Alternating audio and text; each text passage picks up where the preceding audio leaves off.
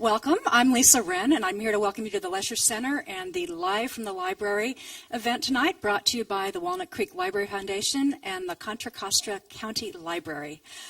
First of all, I want to thank our business sponsors who make this program possible. That would be Miller Star Regalia, Minutemen Press, the Contra Costa Times, and Bay Area Development. I'd also like to recognize my fellow Live from the Library board members who are here tonight. Raise your hands. Okay. And also, one of our favorite traditions at these live events is to present the library with a book. And Kristen, our executive director, is going to do that right now.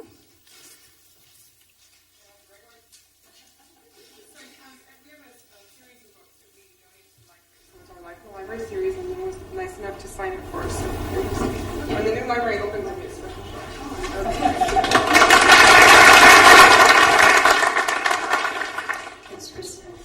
One of the purposes of the Walnut Creek Library Foundation is to support the programs at the Walnut Creek Libraries. And tonight, we're pleased to be able to partner with the Lesher Center to hold this event to continue this series while the new library is being built. And most of you will have seen that if you drive anywhere near downtown. And it will open again in spring 2010. So we're all looking forward to that. And until then, we'll all be vagabonds going around from different venues, I guess, right? Okay.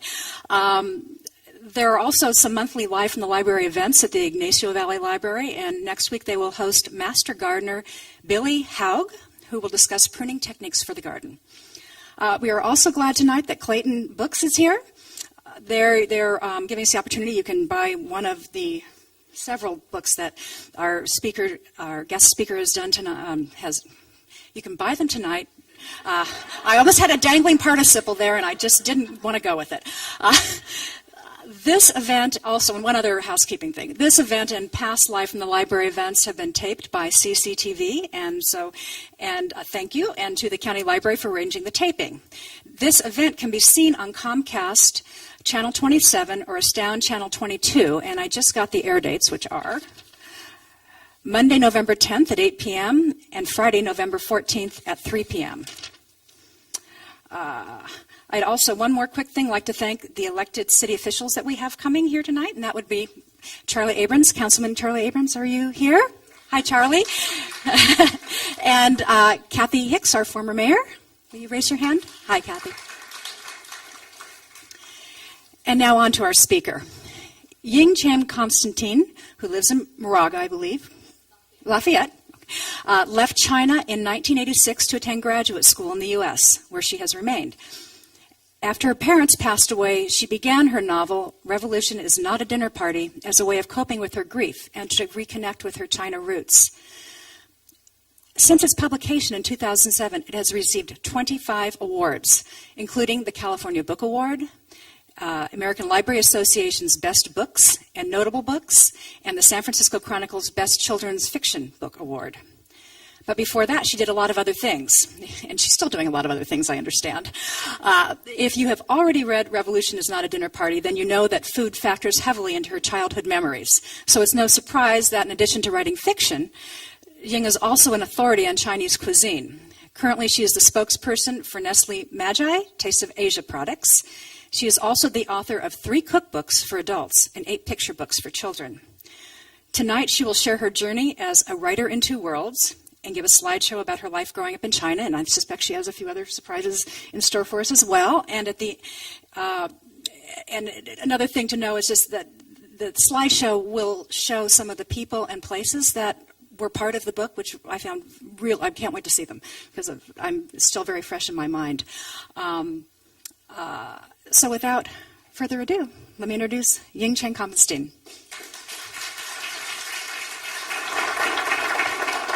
Thank you, everyone. Thank you, Lisa, for that wonderful introduction.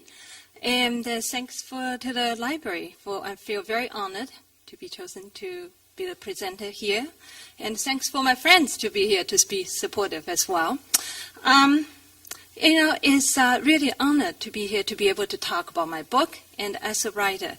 Like today, all day I stayed at home and worked on my next book. Actually, I'm in the middle of working the cookbooks and then my next novel. And I was just looking outside. The weather was so nice. My garden, my tomato need to be harvested. But I'm on this deadline and I have this talk tonight, so I didn't even go out all day. I keep thinking, this is like what would you call, like a voluntary isolating yourself from outside the world. That's part of to be a writer. And also, I enjoy to share with my readers about my journey as a writer and why I wrote all these books. I have 3 passions, and the first one is food. I love to eat. And the second one is travel. I love to travel. So unlike most of the travelers, they go out, they search for the wonderful place to see, to do things. I always look for food. I would go on for hours to search for a good restaurant to eat. And I love children, so that's why I write cookbooks and the children's books. And also, the food is the main thing, and the travel also gives me ideas about my new books. And I have a slideshow put together, and I will show you some of the pictures. And this one is my latest picture book, The Real Story of Stone Soup. Again, if you look at the cover of my book, most of them will have 3 boys, and except this one. This is a D for Dragon Dance and the Runaway Rice Cake. And people often ask me why 3 boys, except the Revolution dinner party female is the main character. Is when I married 18 years ago, when I first got married, I told my husband, I said, I think we're going to have 5 boys. I have this picture in my mind. I will have 1 boy will do laundry, 1 will clean dishes, and 1 will, help me do the housework, whatever I needed. So after I had 1 boy, my husband said, that's enough. And I never had another boy. Instead, what I did is I have all my 5 boys lived in my stories. So all my picture books have 3 boys, and I started with 5 boys. And then my editor ended up killing 2. She said, there's too many boys. I don't even know which one is which. Get rid of 2. And I keep trying. And with all my book, The Story of Noodles, The Story of Kites, I always started with 5 boys, even with my latest book. And my editor said, don't even try. Get rid of 2. We're only going to have 3. So now I'm somewhat kind of content with myself. I'm going to have 2 boys, just have 2 more boys live in my stories. So like with the Runaway Rice Cake, the little boy up front looked just like my son when he was little. I sent a picture of him to the artist, and he had no hair, so he lived in the story. So the story of kites. So all this story was inspired, from cooking, traveling, and my son. The story of noodles, and it was when my son was about 3 years old, and I taught him how to eat noodle, like when I remembered how my mother showed me how to eat noodles. So that inspired me to write a story of noodles. Also, as you know, my last name, Compestine, that's Italian. Me and my husband, we had an argument who really invented noodles. So I said that straight. So it's in my book, who Chinese invented noodles. And the story of chopsticks. And I was in the dentist's office, and I was waiting for my son to get his teeth cleaned. I read in the little magazine, they said people in Japan invented chopsticks. I said, that's not true. They took half of Chinese language, too. When I go to Japan, I can't speak Japanese, but I can read half that language. We Chinese invented chopsticks. So I did the research, and I fictionized all the stories. And at the back, I have a historical note. So a lot of teachers at school using my book to teach a student all the invention in China. And of course, the food. If you read all my picture books, food is the main thing, and all have a recipe at the back. Like this one have my favorite recipe, the 8-treasure rice pudding. This one has long life noodles. It's not like the boring spaghetti the American children eat. And I made this recipe up with my son. We used almond butter and grapes and the raisin. They're healthy, but they also, interesting. So the kids love that. When I go to visiting school, a lot of time the PTA mother, they will prepare the food for the student, and they will eat the food and then read the book. And the story of kites, I was invited in to teach at the International University in Beijing for a semester. So while I was there, my son came to visit me. I bought him a kite, And so every night we took a taxi to Tiananmen Square. We flew kite. And when I came home, I inspired me to write this story, the story of kites. Also, when I was a little girl, I often thought, wouldn't it be nice if I have a wing I can fly? Which is what you see in this story. My 3 boys, they're trying to make wings with their math homework, which is not my favorite subject, and with chicken feathers, and then how they, at the end invented the kites. The story of paper. This book took me almost a whole summer to do the research. I read every book about how the paper was invented in China. And my son inspired me when my son had a school project. The teacher had him to come home to make a homemade paper. But the note said you have to buy this equipment there. You can buy at the store, at the online. I said, well, I bet I can find everything I need to make homemade paper in my kitchen. After all, Chinese invented paper 1,000 years ago without all the, the equipment. So what I did is I put some toilet paper and my rose petals, put in my blenders, and I put a cheesecloth over my bowl, and then we made the beautiful papers. And that's what inspired me. I did the research, and I wrote a story how my 3 little boys invented the paper. Again, there's a lot of humor through all the stories. And the Fat-Free Chinese Cooking is my first cookbook. And the Cooking with Green Tea, and this is my favorite. Unfortunately, we don't have that for sale tonight. But Joe probably can take order. And I did a segment on Discovering Show, Cooking with Green Tea. And also, as Lisa said, I'm a spokesperson for Celestial Tea Company. So I develop a lot of the recipe with tea for the company, and also I do a lot of radio media tour for them. This is my latest cookbook, and I'm working on this one.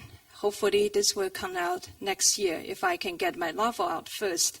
And it's always interesting is like there's a days I really just don't want to work on one book, and then I ended up with another, even I was on deadline. And Revolution. This is a book, this is the hardest thing I have ever done in my whole life. This book took me over 7 years to write. And I'm facing a couple of challenges. The first one is I'm writing in my second language. And even today, I'm doing the last part of the editing. I'm thinking, this is so hard, the English, spelling. I'm terrible speller. It's the Chinese and the English is so different. That was the thing. I constantly have to work on my spelling, and I'm not good at that. And the second one is it's a new genre. When I started my writing career, my husband said very few writers can write 2 genres, the cookbook and the children's book. And he said, you have to decide one or the other. And I said, well, just watch me, see what I can do. So that's what I did. I combined them together. So my children's story all have something to do with food. But Revolution is another genre. It's a novel. I have no idea how to write a novel. And so first couple of years, I was really struggle with that. And I thought, well, I start this book as a picture book. And then my editor said, well, there's a much longer story here than a picture book. You have to write a story. And I really don't want to. Part of it is very painful. The memory, if you have read my book, is really emotional and painful. But the voice just became stronger and stronger after I lost my parents. And I just feel devastated. I lost both my parents in less than 2 years' time to cancer. So what I did is I joined a grief workshop. And back when I was in Boulder, I paid $100, and I went to the grief workshop, and I find out that at the session, everybody just cry, talk about how much they miss the person died. And I walk out that session, I said, well, I can cry at home. I don't need to pay $100 to cry with those people. So I never went back. I wasted $90, I guess. So that's when I started writing this book. Writing was really the healing for me at the time. And for many years, every morning when I get up, this is the first thing I did. And the last thing I did before I went to bed this is what I did. I worked on this book. And there's also, I dedicate this book to my father. And if you see the front, in memory of Dr. Zhang Xinliu, I love you, Daddy. For me, it's really a way for me to honor my father and the country I really love deeply. So that's why I put so much love and care in that. And I told myself, if I write this book, I don't want to just be another book. Actually, the third year when I was working on this book, one publisher already made an offer, wanted to buy the story and buy the book. And I was asking my agent at the time, I said, what did the editor say? What can she do to make this book better? And my agent, ex-agent, actually I'm no longer with this agent, she said that the book is in very good shape and not much need to be worked on. I said, that's not right. This book can be much better. And I really needed somebody to tell me what I can do to make it better. So I didn't sell the book. I worked on 5 more years. And so by the time when the book was in New York, my agent was taking the book to New York, I had a big auction. There's 4 publishers was fighting for the book. And actually the publisher when finally bought the book, they bought not just this book, they bought my second book. So I had a 2-book deal. And without even knowing, I still don't know it today what my second book would be. So, and they paid me half of the advance. And I said, well, my agent told me, she said, the publisher just said, they just want to make sure if you're ever going to write another novel, they want to be the first one to look at it. So instead what I did is that this is my next book, it's a ghost story. And I would start working on it. I never thought that would be my second book. So around the Christmas time, last Christmas, and I sent my agent, I said, I want to work on a ghost story. It has nothing to do with this revolution book. She said, okay. So she sent it to the publisher. Week later, my editor said, okay, I'm buying this book. I said, let's make sure this is fulfill my second contract, so I don't have to own you anything. So they're very happy. That book is coming out next year. So anyway, I worked very, very hard on this book. This is approval. This is just the last month before the book going typesetting. On top of each stack is one-page letter from my editor. She liked to put a little sticker on the letter. She has 3 young children. I think she often steals and put on her letter. I never figure out why she put like a little balloon or a little turtle on the letter, but it's really cute. But on the bottom of the stack is what I did. I worked on it. I studied her letter. I read it, reread it. That's what I'm doing today. I'm doing the book is going into typesetting. It's the last stage.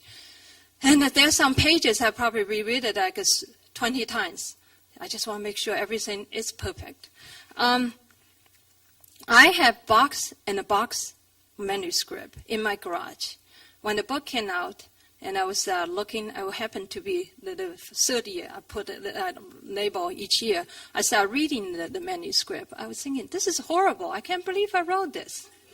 And that's how much the book has changed and growth. And I always tell the writer, each time when you rewrite something, you become a better writer. And it's just amazing. It's like a little child, they grow. And so this is what I did. And here's the picture. I was about 4 years old at the time. And this book I wrote as a fiction. But 85% of the story is really probably based on my life. And I want to read you the beginning sentence of this book. Some of you already read the book. And the reason I want to read you this sentence is I rewrote this sentence 100 times. It started with 2 paragraphs. But I really want to tell my readers 3 things. When the story happened, how old is the main character, and I want to have a hook. So I reworked it. After 7 years, 100 times rewrite, and this is what I had. The summer of 1972, before I turned 9, danger began knocking on doors all over China. So, did I have a hook? So I hope, whoever picked up this book, they want to read on. My parents worked as doctor in City Hospital number 4. It was the best hospital in Wuhan, a big city in central China. My father was a surgeon.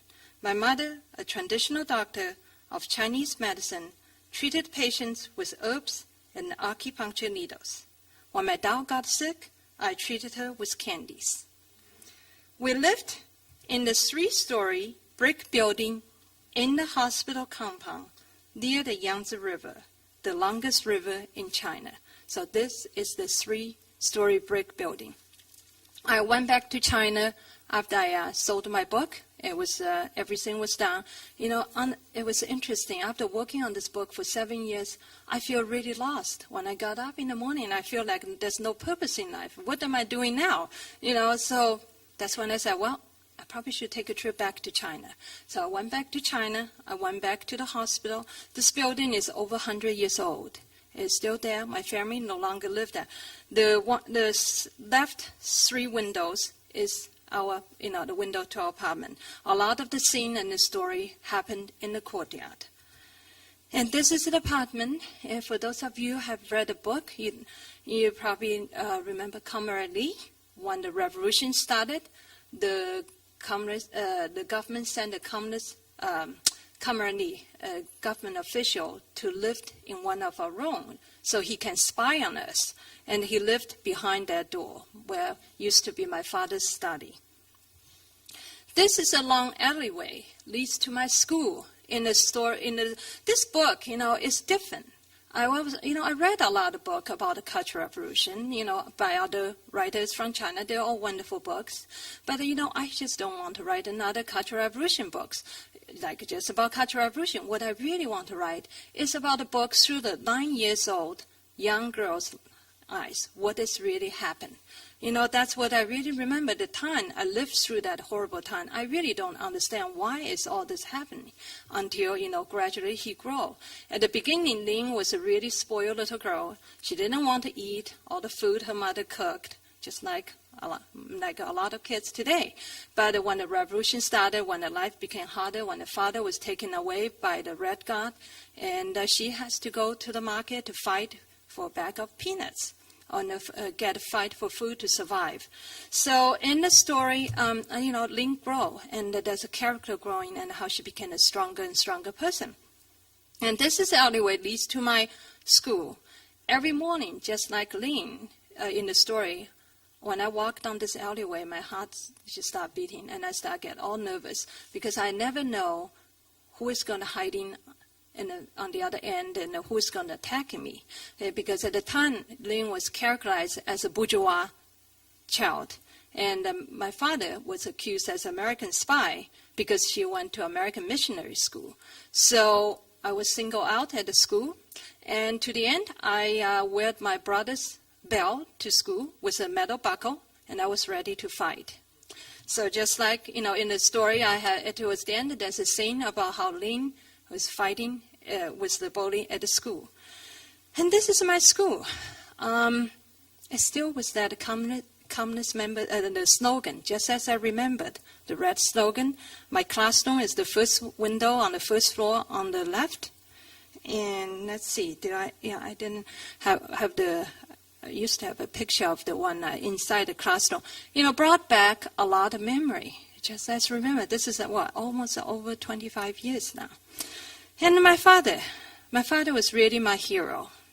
And, I always want to write about him. And I miss him terribly after I lost him to cancer. That was just really a way for me to remember him. And I want to read you a passage here. My father was a great dancer.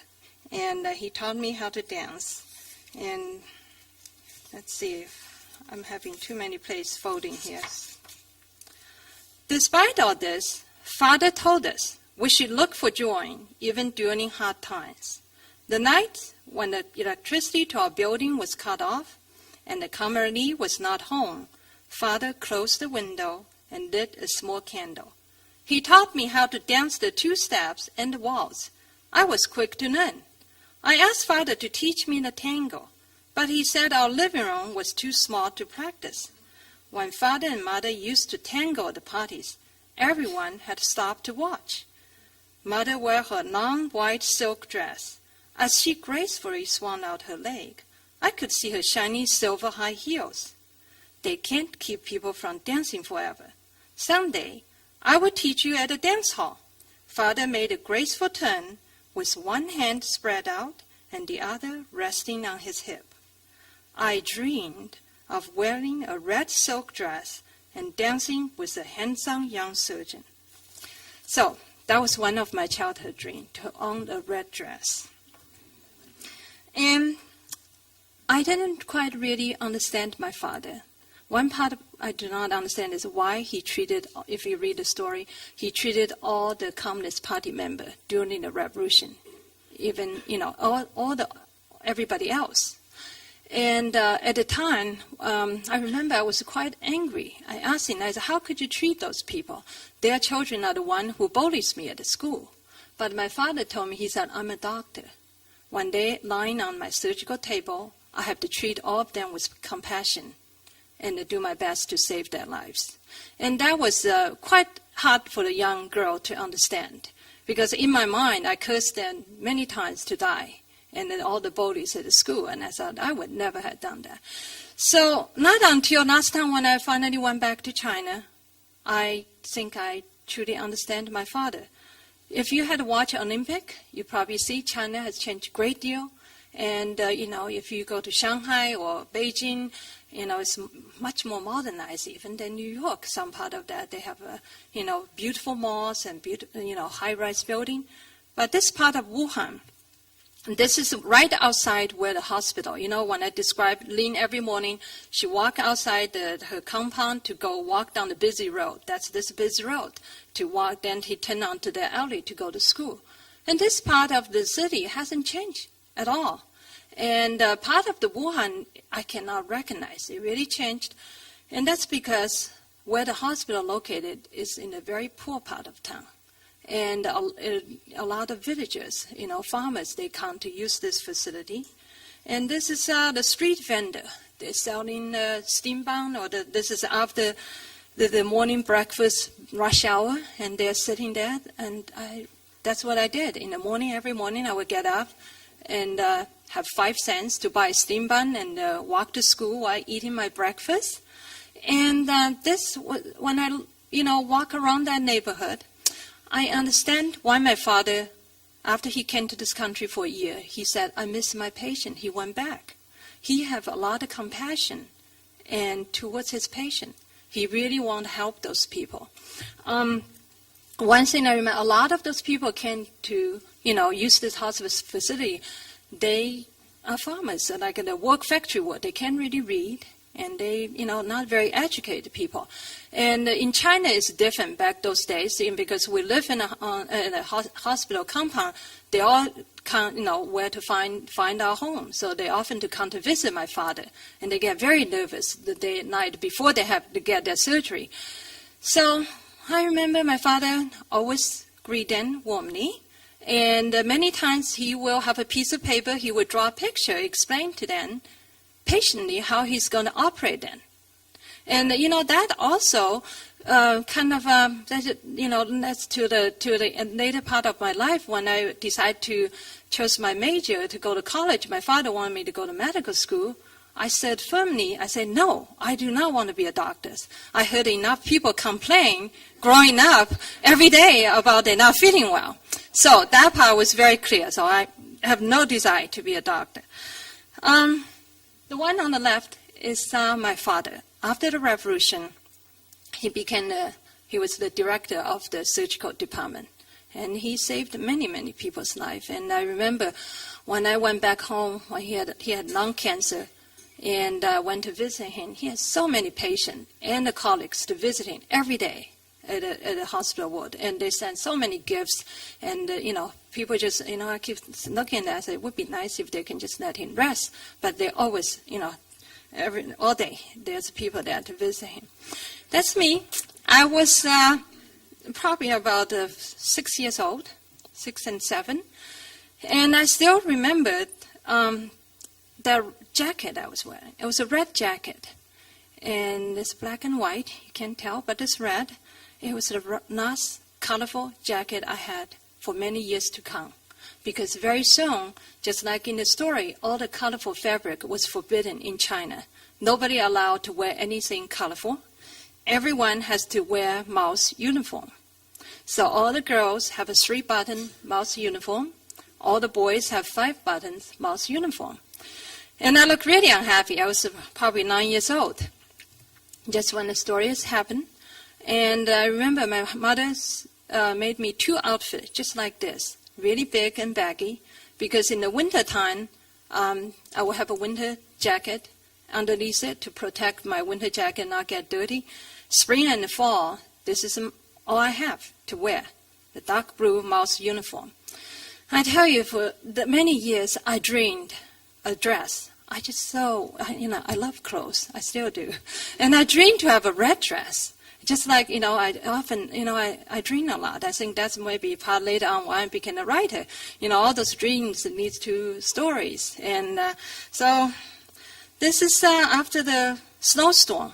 Wuhan gets very, very cold in the winter time, and it's the hottest city in China. They call it the 3 stoves, hot stoves in China, Wuhan, Sichuan, and Nanking. After the revolution started, the electricity to our building was cut off. We have no heat, no hot water, and we have, of course, in the summertime, we have no air conditioner. And we have to dress like this. There's cotton jacket every day. In the morning, we get up, we put nice clothes on. For many years, I often thought, wonder what heaven would be like. In the story, my father told me about Golden Gate Bridge. And I just often thought, the heaven and the Golden Gate Bridge somehow connect together. I thought maybe in heaven, when you take a shower, you don't have to shiver in cold. When I went to Colorado, 1986, as a graduate student, and it had a heavy snowstorm. And when I went in the apartment and I took my first shower without shivering, it was so warm inside. I really thought I was in heaven. And the radio. If you read the story, you would remember how the Red Guard, they came. During one search, they smashed the radio. And we can still using it, but this is after revolution.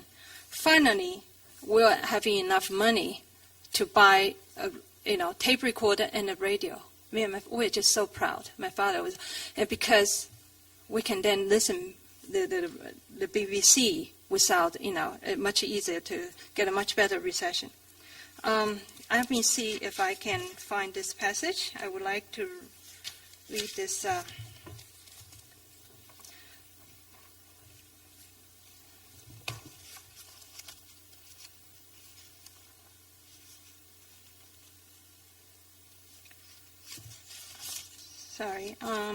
Father had told me the government jammed 14 stations because Chairman Mao wanted us to listen only to the Central China People's broadcast from Beijing. It played Jiang Qin's propaganda song, Jiang Qin is Mao's wife, and the repeated Mao's speech over and over. Daddy, what are you listening to? I whispered. Father turned off the radio and lifted up the corner of a blanket. His shadow on the wall turned into a sitting Buddha. The voice of America, he whispered. These days, we had to whisper a lot, especially when we talk about the Golden Gate Bridge, listen to the voice of America, or held English lesson. I crawled onto his lap and snuggled with him under the blanket. Daddy, why do people want to go to America? I lifted up the blanket. Shh. Father put a finger to his lips. We glanced toward Comrade Lee's apartment. Since Father has asked about Dr. Wang, Comrade Lee no longer knocked on the little door. He ignored me when we met in the hallway. It was as if a bad magic trick had changed him from a funny monkey into a poison snake. They want to enjoy freedom, Father whispered. What's freedom? I whispered back. Father led me to my bedroom. Freedom is being able to read what you want and to say what you think. I saw sadness in his eyes. I wanted to ask him if people disappear in America, but I didn't. Talking about Dr. Wang made Father unhappy. So Dr. Wang is my father's best friend. Is our neighbor upstairs. And one day he was just disappeared. And that was what happened during the Cultural Revolution. Every morning when I got up, I never know which our neighbor is going to be disappeared. And the fear, I remember at the night, often I stayed awake and worry about if they are going to come to take my father away, which happened.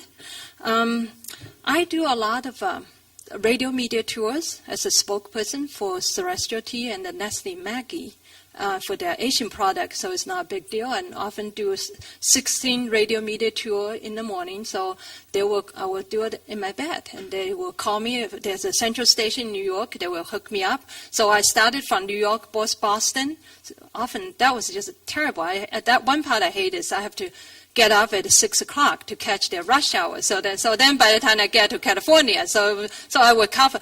I did 18-city media tour when this book came out. And so it was not a big deal. But one of the station is the Voice of America. I was so excited. I couldn't sleep that night. And I just thought, how proud my father would be if he is still alive and then hear me talking on the Voice of America. And I was telling the hostess, I said, do you know, I used to listen your station under the blanket, with the blanket over my head. Food. I love to eat, I said. And this is at the end of the meal, and we still have a lot of food left. This is what I do. When I go back to China, I will meet with friends, and often I will finish one meal, and then I will go to the next meal and eat with more friends, eat more. And so with this is me cooking.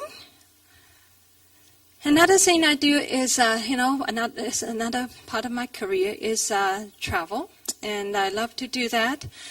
This is a photo taken on the Around the World cruise, and I get invited on a cruise ship to teach people how to eat healthy.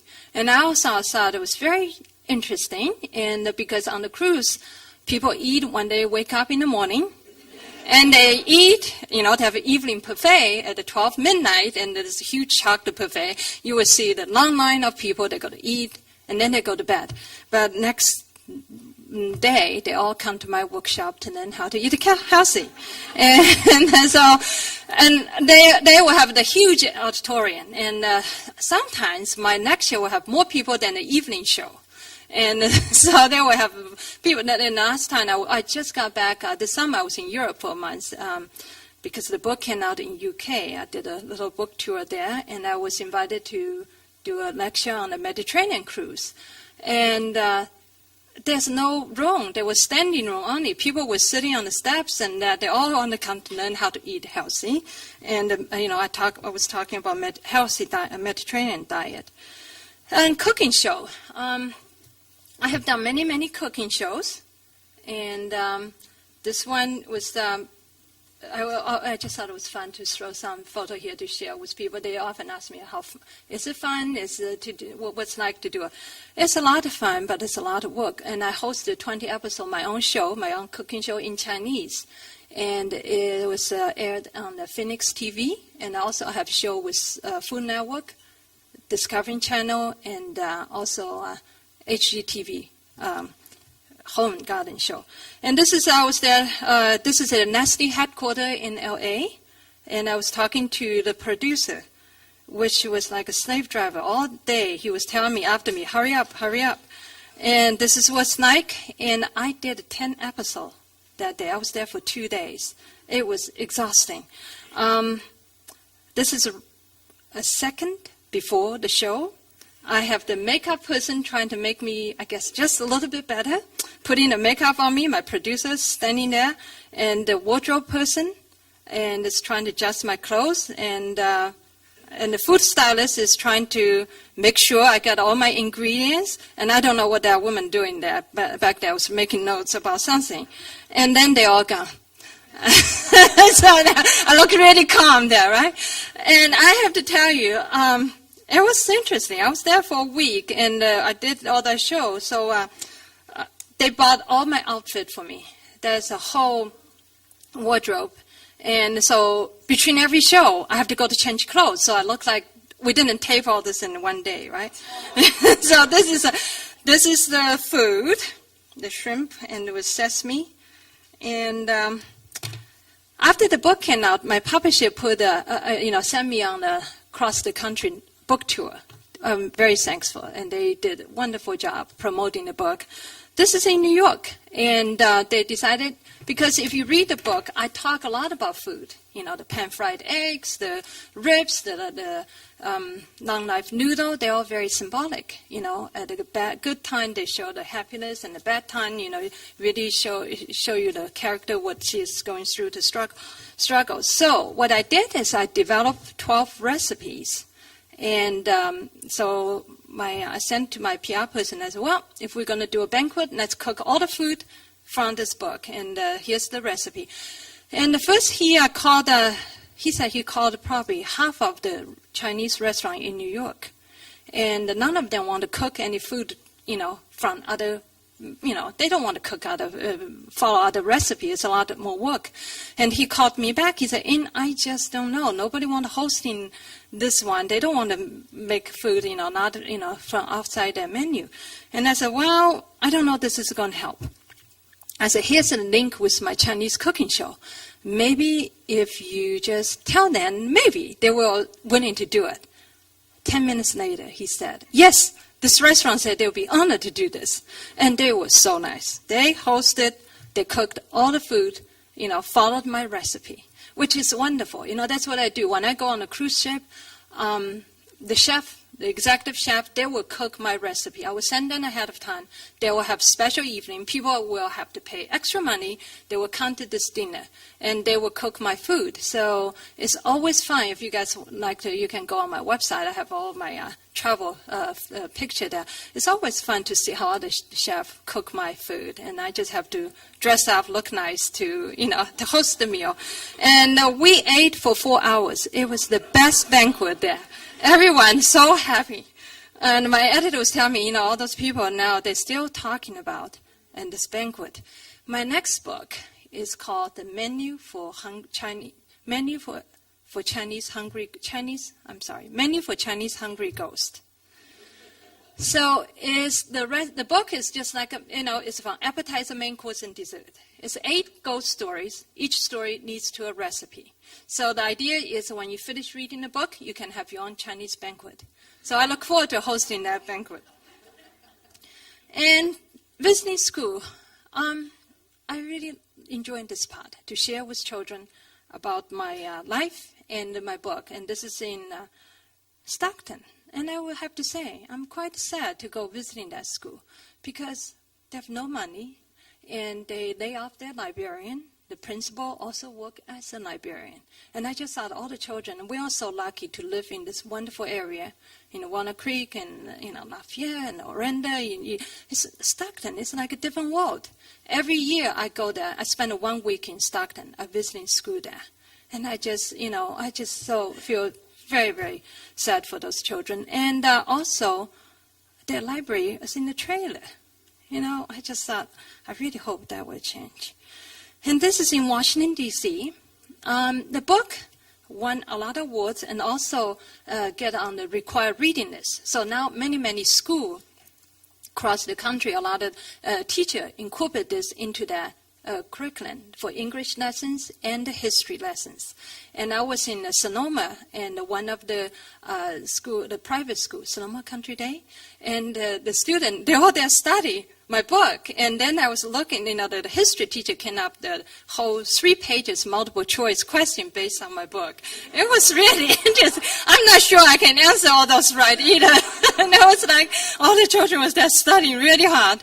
And so in Washington, D.C., and so the book got on a lot of state lists. So a lot of now it became a required reading list. Every day, when I get up in the morning, I can't wait to turn on my computer. I get an email from children or adults from all over the country. And this is in Lafayette, and from the book club. And a lot of mother and daughter book clubs are reading this book as well. And also there's on my website, there's a discussion guide. So you can go download that.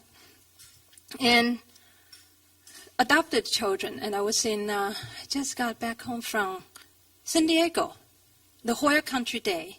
So I was there for 2 days. It was just wonderful. And they have they organize a very special lunch, the PTA, to have the lunch with all the children adopted from China.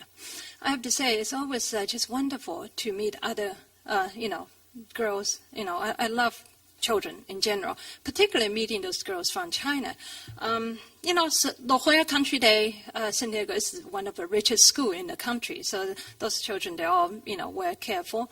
But what really touched me is one visit when I was in New York and doing my book tour. I was in New York, Chinatown. And I did one event. This is after school.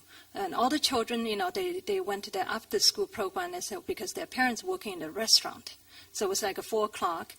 And I gave a talk. Normally, when I give a talk at the school, the children always have so many questions. But when I gave a talk at that time, everyone was so quiet. None of them asked me any question. I was just thinking, oh, no, they don't like this, what I said here. So the minute I finished the talk, all the girls came surrounded me. And they would touch my sleeve. And the girls said, what can we do to be like you? And I said, you mean be a writer? They say, no, just be like you. I say, it took me a while. Then finally I said, well, the first thing is you should speak what's on your mind, right? And you should ask me the question when I, not be afraid to speak up. So anyway, I spent almost like an hour there answering their question. They have a lot of questions. They were just really shy to ask me. And that's their mother and the girls. We had a great lunch.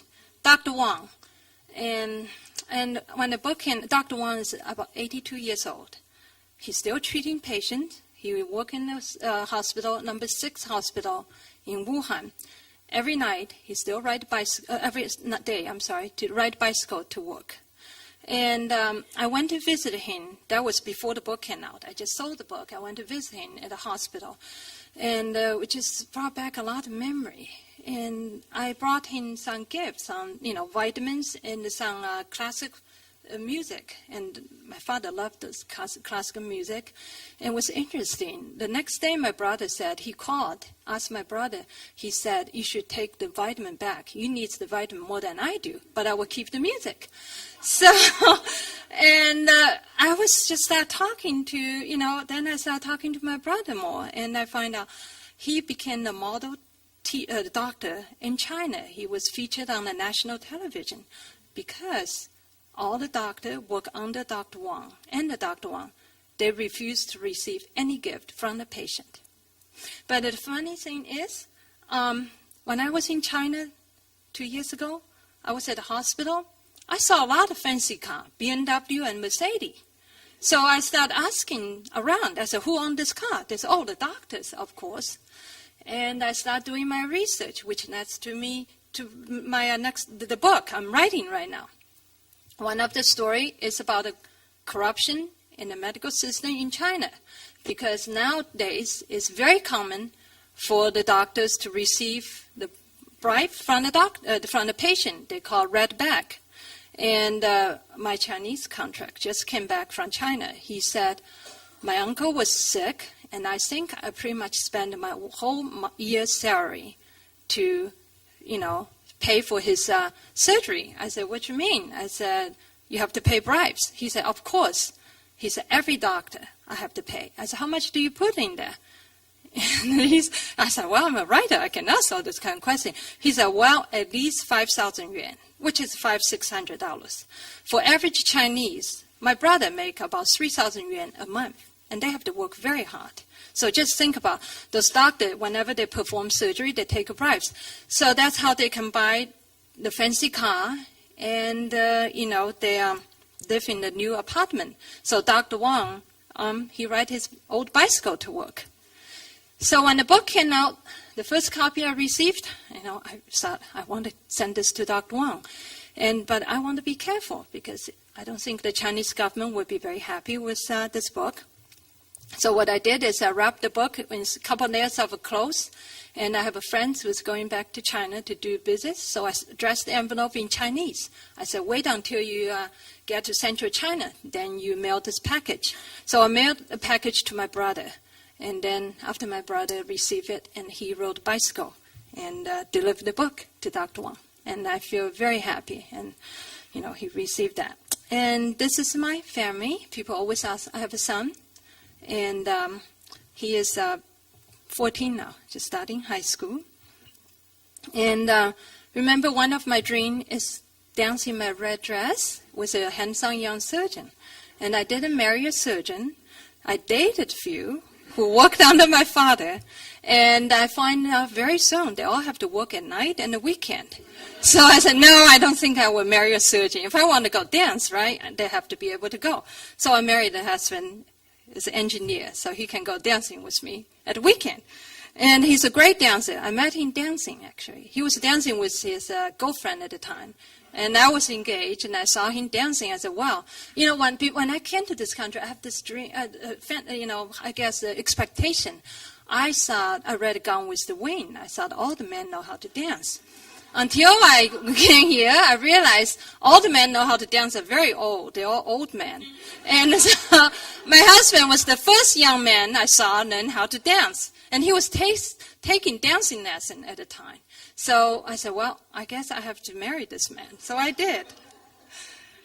And after the book came out in San Francisco Chronicle, the book has featured on many, many newspapers, like Science, Christian Science Monitor. They did a wonderful feature.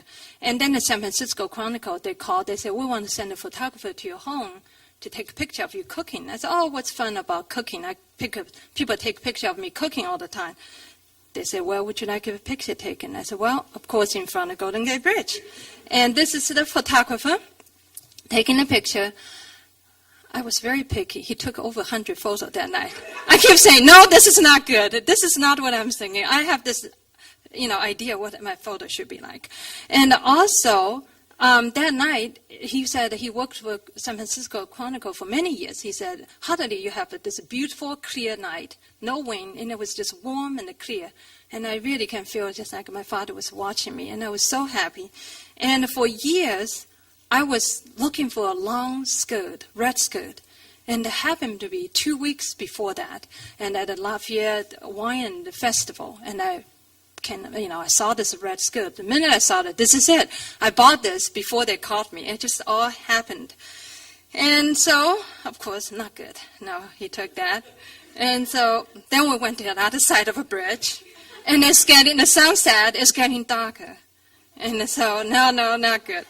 So that's the one. And so it was, we picked the one at the sunset, and it was the headlight. And I was just really happy, and that's the feature article. I was surprised how many people reading San Francisco Chronicle, and I get so many emails from people. And I bought this photo, so now it's in my husband's office. I gave him for his birthday. So anyway, that's my slideshow, and I don't know how are we doing with time. I do have a short segment. If you guys want to watch me on TV, we can do that, or I can start taking questions, whatever. Okay, let's do questions then. Yeah. Yes. I have a question. How frequently do you go back to China? Tell us a little bit about the chronology of after you moved here, when you started going back. When do I start going back? I tried to go back. I came to this country in 1986, the end of 86. I probably go back every couple of years. And, I often combine my business travel with my travel. My agent is in Japan right now. She's telling me one of the producers there is interested in my book. So she wants to, also a private school there want to invite me to go there do a school visit. So I probably combine a trip to Japan to meeting with this producer and doing some school visit and then go to China. And I'm planning to go to next fall when I have 4 books coming out. I have 2 next fall. So I probably have to do another cross-country travel. So I want to go back to China. Before that, I want to go to Tibet, and I always want to go to Silk Road. So I probably want to go to Tibet and do the Silk Road. Yes? Your parents are gone. Do you have other family? I have 2 elder brothers still there. Yeah, I have my uncles in southern China, and my 2 brothers still in Wuhan. Yeah, I do go to visit them. And we talk on Skype all the time. Yeah, an hour at a time, yeah. Is your son bilingual? Yes, I make sure that. Yeah, he goes to Chinese school. He can read and write Chinese. And I brought him back to China last time. I was giving lecture at the university. And there's a couple Chinese girl, he befriended with. He came home. He said, "Mommy, Chinese girl is much more classier than American girl. They all wear the skirt, cover their knees." I said, "That's right." Yeah. So, yes. When's Hungry Ghost coming out? Next fall. Hopefully before Halloween. Yeah, definitely before Halloween. I have a one picture book called The Boy Dumplings for younger children. Is how the smart boy, that was inspired one. At one period of time, my son get a little, chubby. And I was making dumpling with him one day. I said, well, if I'm a ghost, I probably would love to make the chubby boy into the dumpling. So that's what inspired me into the story. So in the story is how the young boy outsmart the ghost. And so capture the ghost. And at the end of the book, the recipe is a vegetarian dumpling. Boy-free vegetarian dumpling. So that one is coming out. And then my Chinese ghost banquet is coming out too. Oh, I'm sorry. Okay, I will start repeat the question. So the TV, totally forgot about the TV part. Yes. Is your book allowed in China now? Is my book allowed in China now? I don't think so. Actually, one reason I want to go back to China before my next book coming out is I'm a little concerned, with my next book. I really touched a lot of modern social issue. Yes? Will you write another book about your childhood? Am I writing another book about my childhood? I'm thinking about it. And I get a lot of people ask me about, write another book about the childhood. Actually, the Banquet for Hungry Ghosts, one of the story, it is based on my childhood, the tea ache. So the appetizer about a little girl growing up on a hospital compound, always like to go into a room of the dead, where the hospital morgue. And so it's a ghost story. A lot of my story have a lot to, inspiration from my childhood. Yes. What brought you to the United States and what did you study here? What brought me to the United States and what I study here? Graduate school. Actually, in the story, just like, when I was a little girl, my father showed me Golden Gate Bridge. In my mind, that was really like a heavenly place. And all through my childhood, I always wanted to go to Golden Gate Bridge. So that's, the main reason. And I studied sociology. I have a graduate degree in sociology. Actually, I taught sociology for 8 years. And that's when I was in China at Beijing International University. I taught sociology. And then after my son was born, and my husband traveled a lot, and I realized, I have to be at home, whenever he's sick, and I don't want to leave him with babysitter. I said, well, if I'm going to be home cook and read picture books, maybe I should start a new career. That's how I started my writing career. But I love teaching. I really miss that part. Yes? I think there are still comrades attached to hospitals and watching the doctors and watching the administrators. Are you aware of that in China? Am I aware if still, you mean a comrade watching in China? Yes, they're everywhere. They're not just not only in hospital, even university. While I was in China at the university, I spent 3 nights on campus. And, I was giving lecture. And one night, me and my son, after dinner, we just walk into this huge hall, in a big hall. And they was having a Communist Party 85th separation concert. Thousands of people was there. They were, the Communist Party was giving a speech, and they were singing revolutionary song. It was quite eye-opening for my son. He never saw anything like that. And all the young children with a red scarf. Yeah. Yes. The reason why I say that is I am a nurse, and I visited the hospital in Beijing, and the first thing I saw coming up the stairs was the hospital administrator's office, Mm-hmm. and next to it, the Communist Party office. So I asked about it, and they indicated that before they were sort of overseeing, but now they're sort of there to offer. But at the end, always the Communist Party department have the final say. At the university, it always like that. It's still the same. So, any other questions? Yes. If you're interested in children and living in the United States now, do you have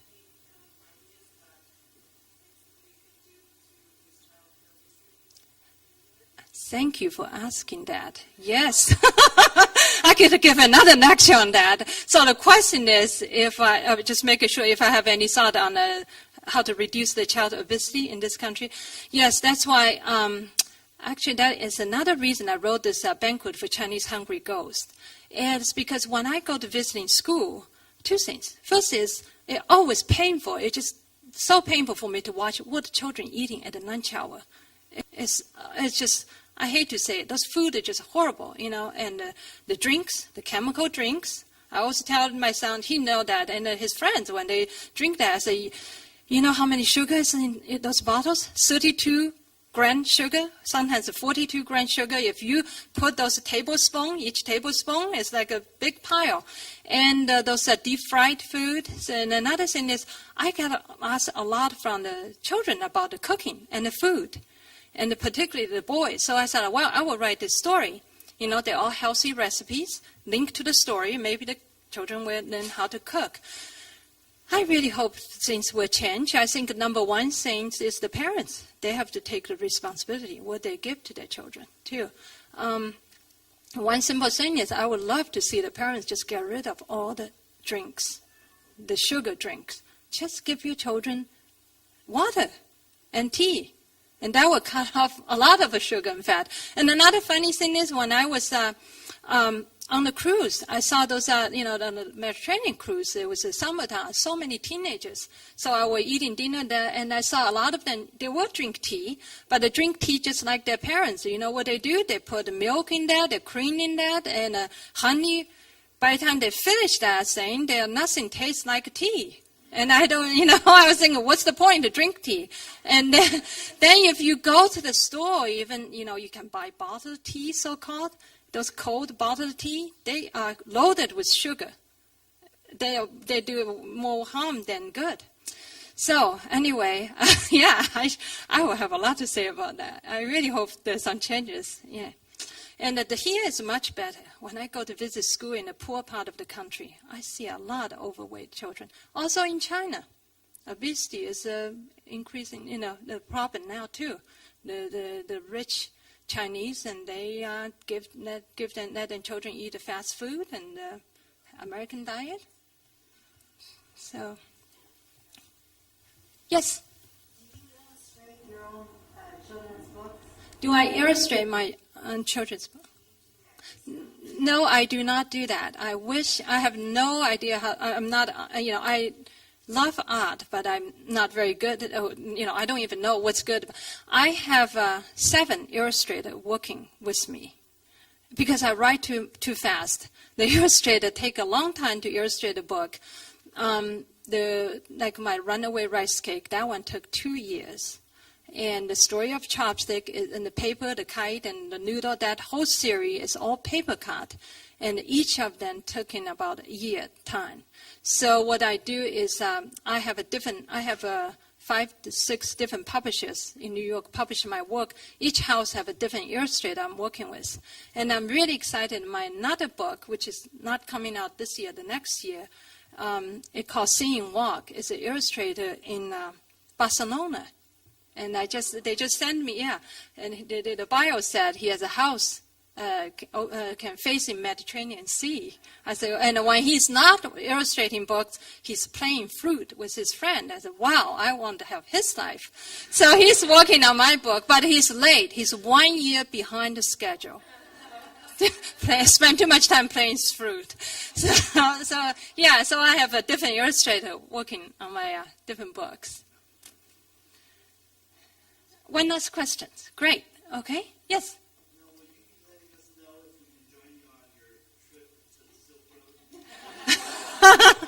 Wow, okay, that would be great, wouldn't it? Yeah. Well, normally when I go, you probably don't want to join me. I'm terrible. This is one thing I have to comment. I don't like to travel with my family. I like to go by myself. That's because I'm so picky on food. I cannot just eat food for eating. Sometimes I will go all day without food until I find something good to eat. So when I travel, I will get up in the morning, I will eat the breakfast. I will keep going. I don't stop until I find a good restaurant. Then I will eat for 3-4 hours. So I'm terrible. My family hates to travel with me. I can't just go to a fast food restaurant or something look not good. I have to go somewhere. So that part, so I do much better just travel by myself. And the real story of stone soup, that was inspired when I took a trip by myself to the border town of China and Burma. And while I was at Xishuangbanna, at that part, they were serving me a lot of food made with real stone, flavored stone. So when I came home, I said, well, the old stone soup was based on the Russian folk tales, we Chinese invented stone soup. So that's why I wrote, what inspired me to write that story. So the answer is no. I think I will travel by myself to Silk Road. So, well, thank you very much.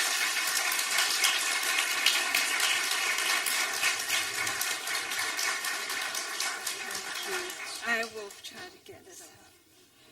Thank you so much, Ying. And I just want to quickly, before we leave, remind you, and it'll be just 1 second, this is a part of an ongoing series. We do about 3 different kinds of community talks a year, and the next one up is called Water, the Next Oil, and that will be a panel discussion that will include several people, including Sonny McPeak and Mike Torr, who's the Contra Costa Times journalist who has covered the Delta extensively. So anyway, thank you again, and thanks one more time to Ying Chang Compestine.